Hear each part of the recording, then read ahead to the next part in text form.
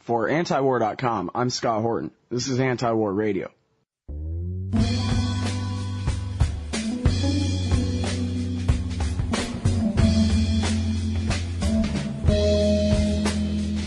Our first guest on the show today is Eric Stoner, and you can tell I'm delaying, trying to get his bio open in front of me here. I thought I had it. Eric Stoner is a freelance journalist based in New York. He's a contributor to Foreign Policy in Focus. His articles have appeared in The Guardian, Mother Jones, The Nation, In These Times, Z Magazine, and The Independent.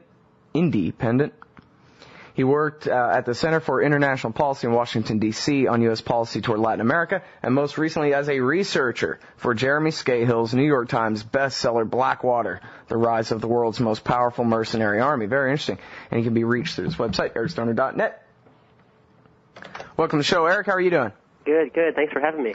Well, I'm happy to have you here, and I'm really interested in this project you have going on, Waging Nonviolence, sort of like non-interventionism rules.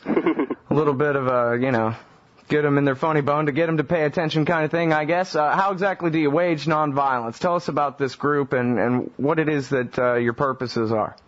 Great, yeah. Well, we started this project, it's just about a couple months ago, and I've been interested in nonviolence for the last few years, and just realized that there really wasn't anything out there like this, being aware of all the different peace groups in the country and kind of following their websites and realizing that nobody was collecting these stories of people resisting and fighting for their rights and freedoms all around the world, but without violence, and collecting those stories in one place so that people could see how active of a force this is. And, so the idea was to basically collect stories of people using strikes and boycotts and demonstrations and blockading roads and things like that to fight for their causes. And one of my reasons for really being interested in nonviolence is because I feel like most people support military action or violence in the first place, or at least a lot of mainstream folks do, because I think they don't understand that there is any alternative. You have ruthless dictators, and what do you do about it? What do you do about a Saddam? What do you do about these people? And if you don't have any alternative of how you can bring some of these governments down or do things like that, then people are going to be more easily swayed to support violence. So the idea was just to show how many ways this is happening every day around the world, and the idea also being that it could serve as a useful tool for activists in their own countries to kind of plug in to see what's going on and check out other tactics and strategies that groups are using, and also for this growing field of peace studies, people that are actually studying this in an academic way, just to see every single day what's happening around the world. So that's the essence of what the site is about. Well, as far as getting rid of the dictators of the world, I guess the first thing is we could stop subsidizing them all. But when it comes to a Saddam Hussein or something, I mean, could you really see some kind of Gandhian movement being able to overthrow the Ba'athist regime, or say the Politburo, the Communist Party in China? Like they could actually be forced out in some sort of velvet revolution or something? I mean, I've been studying case studies for a while now, and realizing that it's nonviolent tactics, movements, strategies have been effective in even really, really trying situations, even against dictators that really don't care about human life and are willing to, kill thousands of their own citizens. So you have the nonviolent movement in the Philippines, for example, that brought down Marcos in '86, or against Pinochet, or against the Argentine, military government in the late '70s that was sparked by the mothers of the Plaza del Mayo, which got out in the streets and were demanding to know where their disappeared sons and daughters were, or even in Serbia, with Milosevic. What eventually brought him down was not, of course, the bombings that were happening that we were doing through NATO, but actually a student-led nonviolent movement that basically paralyzed the government and forced him to step down after he tried to steal the election in 2000. So, well, it seems like the CIA has learned that lesson too, huh? Yeah, I mean, yeah, that's one of the big debates right now around in the field of people that study in nonviolence is, the idea that maybe some in the government are kind of picking up on the fact that this is actually a useful tool, and I think there's definitely reason to be suspicious and to kind of examine who's behind some of these movements. But I still haven't seen anything, for example, really convincing for me that, for example, with the recent movement in Iran, that was somehow sparked or being controlled somehow by the CIA or the U.S. government. Right. I mean, that's what's funny is the state has co-opted the Martin Luther King style of dissent, and they've done it so many times now that it can't even happen without people being suspicious that they're the ones behind it. Yeah, it's really sad because the idea is that there's a couple different schools of thought around nonviolence. One is kind of referred to as pragmatic nonviolence, and one is considered more principled. And the pragmatic school is kind of pushed by this guy named Gene Sharp, who's probably the leading advocate for this. And then you have other places like this place called the International Center for Nonviolent Conflict in D.C., and they really analyze nonviolence from almost like a military perspective, where they're studying strategies and tactics and how do you, defeat your opponent using nonviolent strategies. And it's very different than, Gandhi or King, who, just as important as using nonviolence was the fact that you were fighting for a just cause, and that's kind of been lost when you kind of just look at it from a strategic or pragmatic perspective. So, yeah, well, I think that tends to happen a lot, where, like Media Matters, they'll defend a liberal from a conservative no matter what. So Charles Kruthammer says, Obama's promised not to bomb Iran. They say, no, he has not. In fact, he's threatened to bomb Iran over and over again. That kind of thing, where, I see what you're saying, where the principle gets lost. I'm looking at the Iraq War, and after, 6 years, I'm kind of thinking, if anything, maybe the anti-war movement made it worse. I mean, maybe at the time of the James Baker report, the pressure was on Bush so much, cornered rat has no choice but to lash out. So he went with fat neck Fred Kagan and doubled down in the surge. Mm-hmm. And maybe we only helped prolong the war rather than end it faster. Yeah. I wonder, what do you see as the future of the anti-war movement in America? I mean, is there even one now that the Democrats are in power? I mean, I think it's taken a big hit, especially, with Obama in power. I think, I was kind of speaking out during the elections against Obama and getting a lot of heat for that. And, being friends with Jeremy Scahill, I know he was also getting a lot of heat for speaking out. So it kind of revealed that, a lot of people that were supposedly in the anti-war movement, really were just more kind of part of the Democratic Party and willing to kind of go with the flow and willing to accept really, really incremental change when thousands of people are dying and, there's just incredible suffering going on. When we can't accept, such slow change if you even want to look at if you even want to think that it might be going in the right direction. I mean, obviously with Afghanistan, and it's going in the wrong direction, and Iraq, it's really ambiguous what's happening right now. So I don't know. I think the anti-war movement is in a pretty sad state, and I think it's part of it is because we don't have a very good, deep knowledge of how to use nonviolence effectively.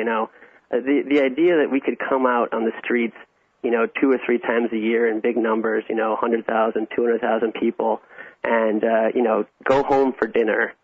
Make sure that we can go home for dinner, follow the prescribed path that the police have let us follow. The idea that that's going to somehow put pressure enough on the government to get out of a war where there's these huge economic interests is really, fanciful. We don't have any sense of what it would actually take using nonviolent strategies to bring an end to a war. And I mean, if you look at Vietnam, for example, what ended up doing it, was, obviously the massive movement within the military, of soldiers speaking out, and on top of that, people taking much more drastic actions with civil disobedience, and across the war, people, the tactics that were used became much more dramatic than anything I think that has really been used so far during, the current the Iraq War or the war in Afghanistan. So I think it's part of the fact that we really are not very well educated on how to use nonviolence. So that's also a purpose of the site, would be to kind of educate people about this and critique the movement as well, to say, strategically, this is not a wise move. We need to step it up and kind of encourage people to take more sacrifice and to risk more, as really the only way we're going to be able to see some of the goals that we're fighting for. Well, like what? I mean, what should we do? Occupy our congressman's office and refuse to leave? I mean, that's something, yeah, that's definitely better than a demonstration, I think.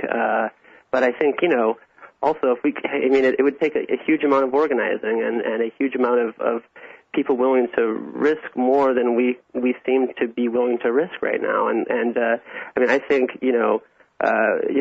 some kind of, obviously the most dramatic example would be kind of like a general strike or something on that level, which seems like, like that would probably never happen right now with the current state of things. But, it's the idea that you would need to have tactics that are putting much more pressure on the Obama administration than things that we're currently using. Mm-hmm. It seems like it's very easy to just dismiss a massive rally. Even though I go to these rallies and I'm part of this, I think that if I put myself in their shoes, I could see being able to write it off pretty easily. So. Well, I talked to a guy once who was a consultant for a major American corporation, and they complain that their exports are just dying everywhere. People hate brand USA so much right now, and it's just costing billions of dollars. So you think about all the economic interests in this country that are not on the dole, that do not just, dip their hand in the Pentagon honeypot, but actually have to work for a living. This is costing them everything, and yet the state is so powerful now that any company big enough to have influence doesn't want to cross them. And so in this anecdote, the advice was, well, why don't you guys make a couple of phone calls? And the answer was, no, I don't think we want to go there. And so Lockheed has their say, but, Blue Jeans Company X has none. Mm-hmm. When you look at kind of, the military-industrial complex, and you look at how, the major defense contractors, they're definitely not just kind of backing the Republican Party. They're kind of hedging their bets, and when you look at campaign contributions and things like that, they've basically bought off, both major parties, in my opinion. And so, it's tough, when you think about how many millions of people are kind of part of that machine. When you kind of would look at the numbers of people that work for the defense industry, and then when you factor in everything else, we are pretty beholden to this thing, and it's hard to see being able to break out of it. But yeah, you're right. One possibility would be to emphasize more how the rest of the U.S. economy is really going to be taking a hit, because we're souring our name in such a way that it's going to have really long-term impact on kind of the U.S. economy. Mm-hmm. I can't remember I think it was Iraq that I was reading about, where the tradition always was everybody drank Pepsi.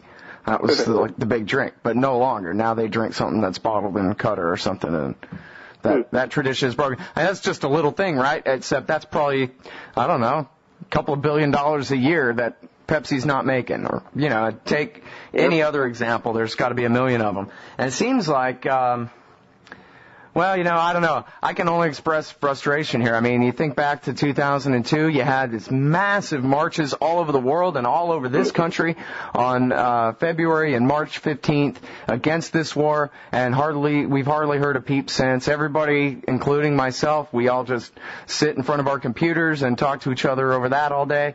And I think most people, Eric, just feel helpless. They don't know what to do. You know what I mean? And then a lot of people don't even bother caring or knowing, because why bother when they know they're powerless to do anything about it anyway, so they just quit paying attention at all. Yeah.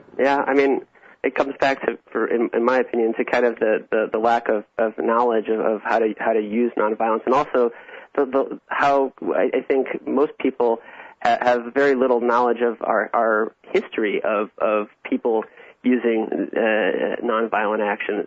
Like when you look back at the labor movement, or so many of the rights and freedoms that we kind of take for granted today were fought for, in the streets, by mass movements of people that were demanding that the government give in, and the stuff that Howard Zinn writes. I think if just that knowledge could be more widespread, I think people would have something to connect to and feel more a part of a movement, and we could create more of a dialogue and learn from each other and debate strategies and tactics and try to figure out how we can try to take a couple steps forward here.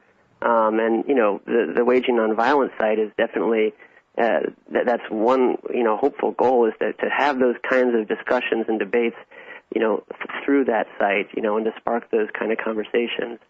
So yeah. Let me ask you about humanitarian war. The neocons say, bow down, do what we say or we'll kill you. The liberals say, we're here to help you. When the Democrats wage war, it's always, and I guess, the neocons adopted some of that rhetoric, but for the most part, it was pretty blatant that they're just imperialists. But there's, for example, a whole movement in, I don't know how to characterize exactly, some sort of liberal and progressive circles, not so much the hard leftists, I don't think, but a movement to intervene in the Darfur region of Sudan to help the poor people there. Now, never mind the fact that the worst of the fighting and massacring of innocent people was over there in 2005, and never mind that the more they hear promises of intervention, the longer it takes for anybody to make peace with each other, because they're waiting to get the UN or the United States in on their side when the intervention finally comes and all these things. This is just it's kind of like proof of what a good and caring person you are, that you think that the military ought to go help these people. Instead of bombing Iraq, which is mean, we ought to go and save Darfur, which is nice. And I just wonder, what do you think the future of that is? Are they going to get away with actually pushing for it, or do you think there's going to be a serious push for intervention in Sudan? And what about Somalia? Just, a few hundred miles away, where it's actually the worst humanitarian crisis in Africa, and it's all the United States' fault. Mm-hmm. Yeah, I don't know. I mean, I think they're definitely going to keep pushing for it, and it does have probably an appeal to, more of the mainstream, because of, they can kind of claim these humanitarian motives. But it doesn't seem like that's really on people's minds a whole lot right now, and it's hard. It's hard for me to imagine, getting into another war on top of Iraq and Afghanistan and Pakistan, right now. But I mean, who knows? I think especially the more the neocon crowd is going to keep pushing for just military solutions to all of these problems, and so I don't know. I definitely think that there's really no such thing as a humanitarian war. I mean, especially when you look at U.S. foreign policy and our history, we don't intervene for humanitarian reasons. I mean, if we bomb Sudan, it's going to be for geostrategic reasons, or the oil or whatnot, but it's not going to be because we care about the Sudanese people. And I think the same could be said for Somalia. So I think in the anti-war movement, we need to keep making better arguments for why why this is a kind of a ruse, that we would actually do this. I mean, I remember reading, I think, one of Chomsky's pieces, a few months ago, where I think it was in the Monthly Review, that was just pretty devastating about that whole idea of humanitarian war. So I think we need to just keep, pushing that. And I don't think it's going to happen, but you never know. I think we have to stay on our guard and keep making our arguments. So. Mm-hmm. Well, I think the answer to the let's intervene in Sudan meme is Somalia. I mean, simply, you look at what America's done in Somalia. Barack Obama was just in the paper last week as sending, I forgot how many, was it 4,000 tons of arms to the government, which are the people that we backed the warlords in overthrowing, who've now won that war, and so now we're backing them against the crazies who are even crazier than them, who have been created as a result of our war to overthrow them. Yeah, it's crazy. I think it's just kind of a way to still sell weapons, and we have such a short-term memory. I mean, with kind of blowback and our history of, just backing the Taliban and backing Bin Laden and backing Saddam, and basically every bad guy that we're at war with, we were funding and we were arming, and now we're facing those same weapons, So it's just crazy. I totally agree with you. All right, everybody. I'm talking with Eric Stoner from Waging Nonviolence, and I'm looking at your own personal website here, ericstoner.net, and you have a lot here about the new age of droid warfare, basically. Just like the commercial on TV. Join the Army, you'll get to play with remote control planes all day. It's actually kind of true. I saw a thing not too long ago, was it 60 Minutes, did the thing about the guys who sit in trailers in Nevada and bomb people in Pakistan all day. Yeah, that was such a puff piece. I mean, that was as bad a propaganda as I've seen about the whole issue of robotics. I saw a short clip, and in the clip I saw, it was like, well, they have rifles, so they're bad guys, kill them.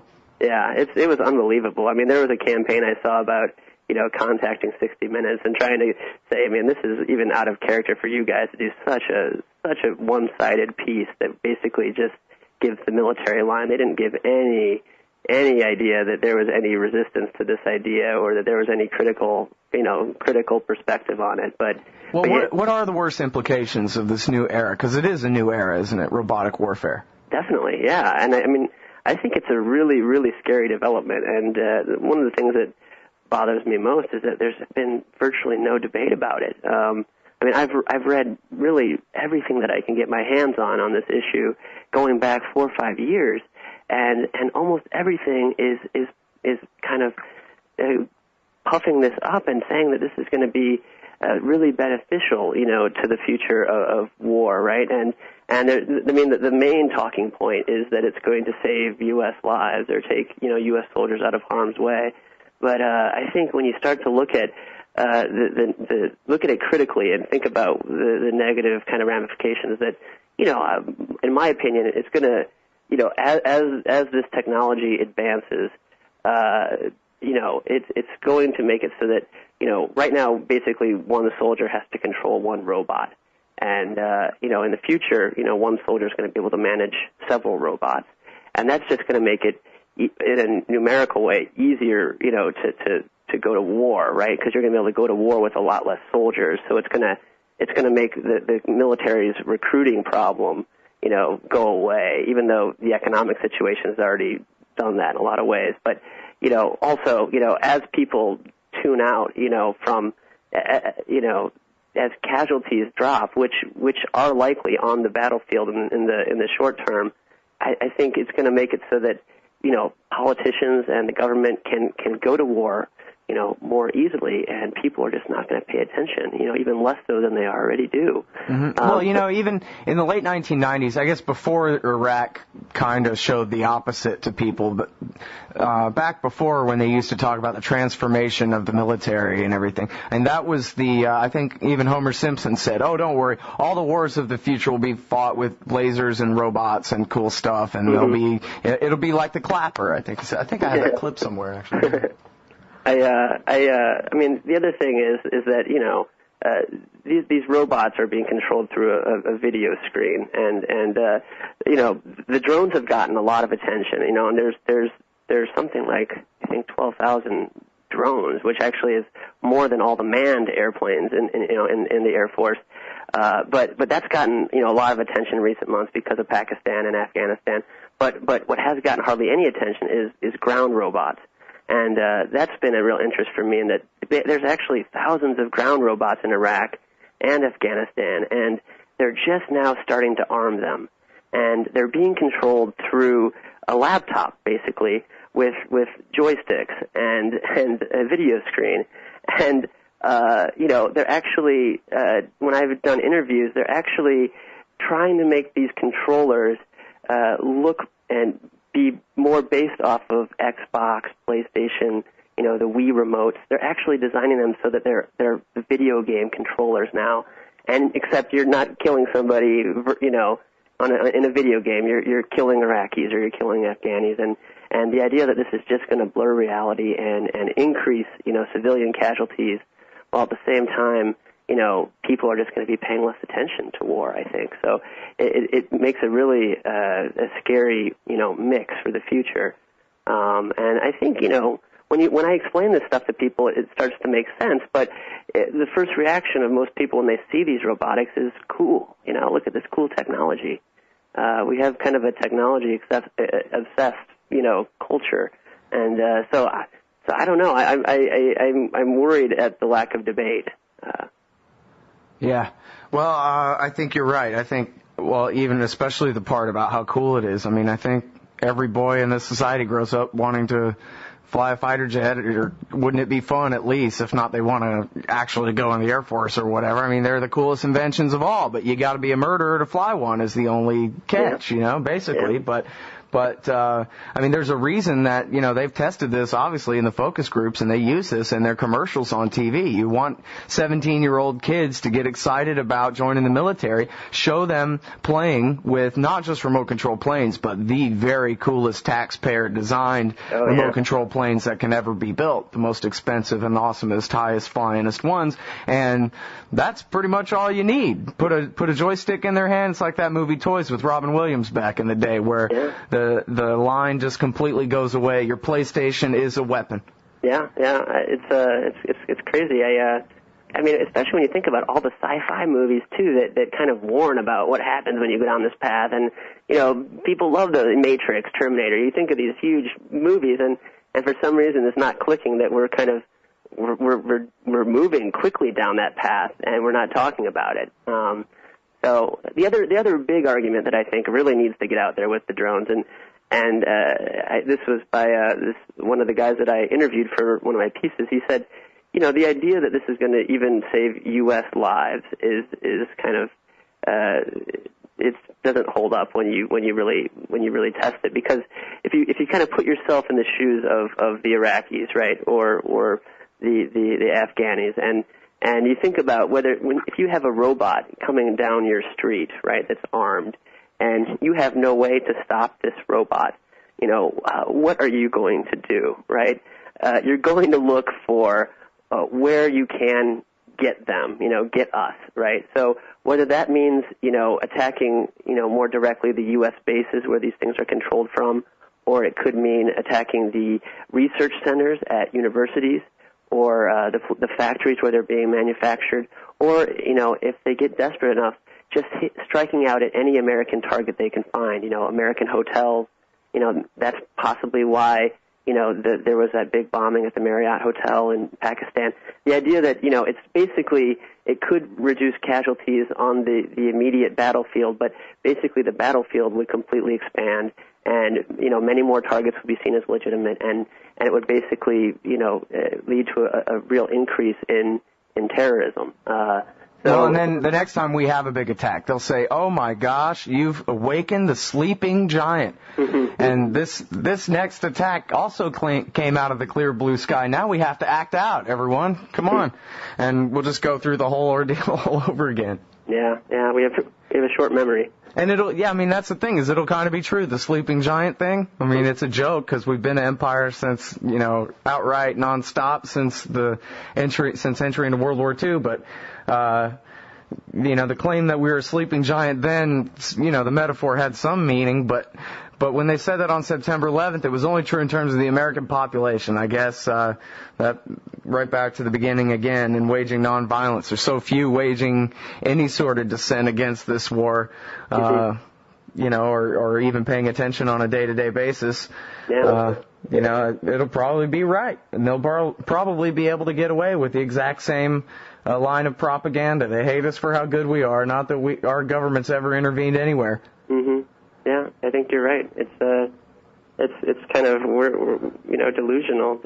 People just don't know about our real history. What our foreign policy has been all about. And I mean, I think for me personally, once I started learning about why we've intervened in so many places, and realizing that it has nothing to do with the ideals that every government Republican or Democrat has said, that's when I really started to kind of be more critical. And I still think we have a long ways to go in terms of, getting that kind of knowledge out to the wider public.